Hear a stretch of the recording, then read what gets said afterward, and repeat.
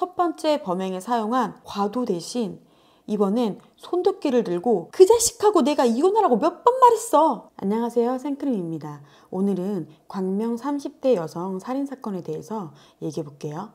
1998년 1월 22일 경기도 광명시의 주택가에서 피해자인 30대 여성이 옛 애인에게 손도끼로 살해된 사건이에요.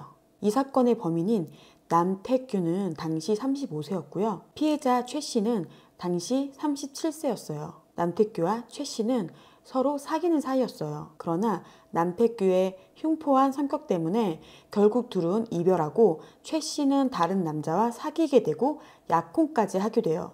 하지만 남태규는 최 씨와 결별했음에도 불구하고 최 씨에게 계속 집착해서 최 씨를 더욱 괴롭게 만들었어요. 심지어 혈서까지 썼어요. 남태규의 1차 범행 사건 발생 8개월 전인 1997년 5월 최 씨는 남태규에게 단판을 짓기 위해 공원에서 잠깐의 만남을 가져요. 최 씨는 나는 다음 달에 결혼하니 그만 좀 집착해.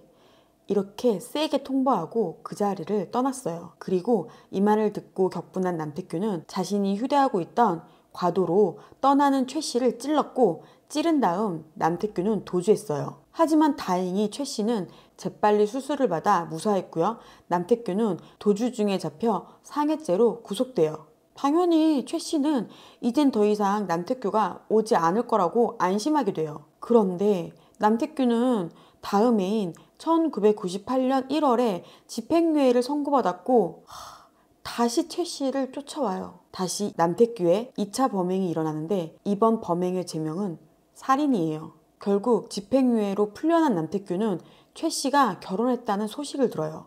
그 후로 최 씨의 행방을 미친 듯이 찾게 되고 행방을 알게 되자 다시 집요한 방법으로 최 씨를 괴롭혀요. 그래도 최 씨는 남태규가 어떻게 할 거라고는 생각 못했어요. 남태규의 괴롭힘이 짜증나기는 해도 그냥 무시했어요. 이미 상해죄로 전과도 생겼잖아요. 괴롭기는 해도 그냥 무시했어요. 결국 화가 머리끝까지 오른 남태규는 첫 번째 범행에 사용한 과도 대신 이번엔 손도끼를 들고 사건 당일인 1998년 1월 22일 아침 광명시에 있는 최 씨 자택으로 가서 최 씨가 나오기만을 기다려요. 최 씨가 출근하려고 집 밖으로 나오는 순간 남태규는 최 씨를 붙잡아 집으로 다시 끌고 들어가요. 그리고 내가 편지를 썼으면 답장을 해야 될 거 아니야. 그 자식하고 내가 이혼하라고 몇 번 말했어. 라고 소리쳐요. 최 씨는 난 이혼 못해. 이 나쁜 인간아. 이 인간 쓰레기야. 라고 받아치면서 말싸움이 터졌어요. 말싸움이 격해지자 남태규는 최 씨를 벽으로 밀었고 휴대하고 있던 손도끼로 무자비하게 최 씨의 머리, 가슴 등을 내리쳤어요. 그 결과 최 씨는 결국 그 자리에서 즉사해요. 하지만 여러분, 이건 어디까지나 남태규의 진술이에요. 최 씨는 더 이상 반박하지 못하는 상황이잖아요. 이 사건으로 남태규는 살인 혐의로 지명수배돼요. 그리고 1998년 3월 31일 경찰청 사람들 232회 용의자를 찾습니다 코너 및 4월 22일 공개수배 사건 25시에도 공개수배돼요. 하지만 그 이후에도 검거되지 않아서 행적이 묘연하다가 10월 7일 공개수배 사건 25시에서 한 번 더 방영되었어요. 집요한 스토킹 끝에 전 여자친구와 그녀의 남자친구를 살해한 양경렬이 이날 방영분에서 공개수배되었는데요. 스토킹 끝에 전 여자친구를 살해하는 같은 범죄를 일으킨 남태규도 덤으로 같이 공개수배가 된 거예요. 또한 경찰청 사람들에서는 남태규가 절에 숨어있을 가능성이 있다고 언급했는데요. 실제로 남태규가 독실한 불교 신자였기 때문이에요. 방송에서 결국 재수배된 다음 날인 1998년 10월 8일 구파발역에서 남태규는 노숙자인 행세로 어느 형사에게 발견되었고 구파발역에서 바로 검거됐어요.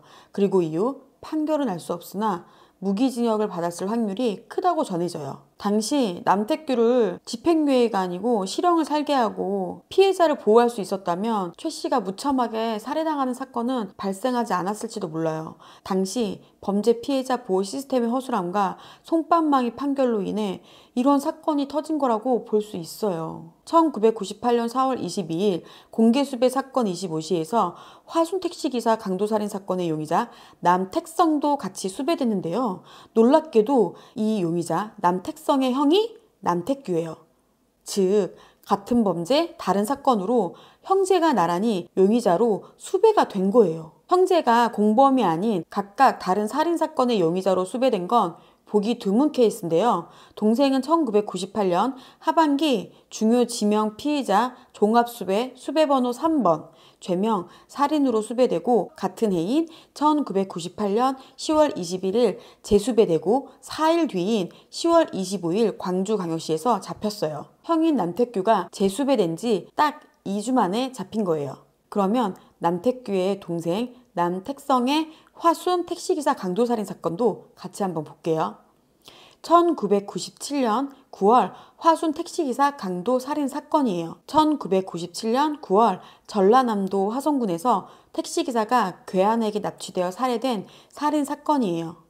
용의자 남택성은 당시 32세였고요. 야밤에 택시 강도를 계획하고 사건 당일 택시를 잡아 전남 화순군 소재 인적이 드문 장소로 이동해요. 도착하자 요금을 내고 하차하는 척한 뒤 남택성은 흉기인 칼을 들어 택시기사 A를 협박해요. 그런데 A는 겁을 먹기는커녕 남택성에게 젊은 양반이 뭐하는 거냐며 나무라기 시작해요. 이에 격분한 남택성은 A의 배를 칼로 찔렀어요. 배에 칼을 맞은 A는 살기 위해 도망쳤으나 남택성은 A를 300m나 쫓아가면서 무참히 살해하고 도주했어요. 7개월 동안 도피 중인 남택성은 1998년 4월 22일 공개수배 사건 25시에 수배되어 그리고 도피 10개월 만인 같은 해인 1998년 하반기 중요지명 피의자 종합수배에 수배번호 3번 용의자로 수록되고 도피 13개월째인 10월 21일 공개수배 사건 25시에 재수배가 돼요. 결국 재수배됐던 4일 뒤인 1998년 10월 25일 도피 13개월 만에 남택성은 광주광역시에서 잠복 중인 경찰들에게 검거돼요. 검거 이후의 소식은 알려진 바 없으나 10년 이상의 징역형을 받았을 거라는 가능성이 크다는 얘기만 들려요.